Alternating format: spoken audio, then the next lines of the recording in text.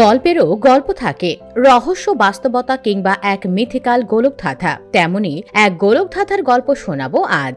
একটা সময় ছিল যখন পৃথিবীর মানচিত্র ছিল অমীমাংসিত। সে সময় জঙ্গলের গভীরে পাহাড়ের আড়ালে লুকিয়ে ছিল এক রহস্যময় শহর, এলডোরাডো, যা স্বর্ণে মোড়া এক শহর, যেখানে রাজারা গায়ে মাখত সোনার ধুলো আর হ্রদের জলে ভাসত রত্ন ভরা নৌকো। এই গল্পটা শুরু হয়েছিল দক্ষিণ আমেরিকার আদিবাসী এক রাজাকে নিয়ে, যার শরীরে ছিটানো হতো সোনার গুঁড়ো, আর তিনি সোনার মুদ্রা ও মণিমাণিক্য উৎসর্গ করতেন এক পবিত্র হ্রদে। এই কিংবদন্তির কথা পৌঁছে যায় স্প্যানিশ দখলদারদের কানে, আর শুরু হয় এক ভয়ঙ্কর লোভের অভিযান। তারপর স্প্যানিশ, ইংরেজ, পর্তুগিজদের মতে বহু অভিযাত্রী মেতে ওঠে রহস্য উন্মোচনের দুঃসাহসিক অভিযাত্রায়। অ্যামাজন জঙ্গল, আন্দিজ পর্বতমালা, গায়ানার নদী ঘেরা গহীন বন, সবখানে চলে খোঁজ এই স্বর্ণখচিত শহরের, যেটা আদতে হয়তোবা অস্তিত্বহীন কিংবা নিমজ্জিত কোনো অধ্যায়। কিন্তু এলডোরাডো শুধু এক শহরের নাম না, এটা লোভের আশার, এমনকি মরীচিকারও গল্প, যেখানে মানুষ স্বপ্ন দেখে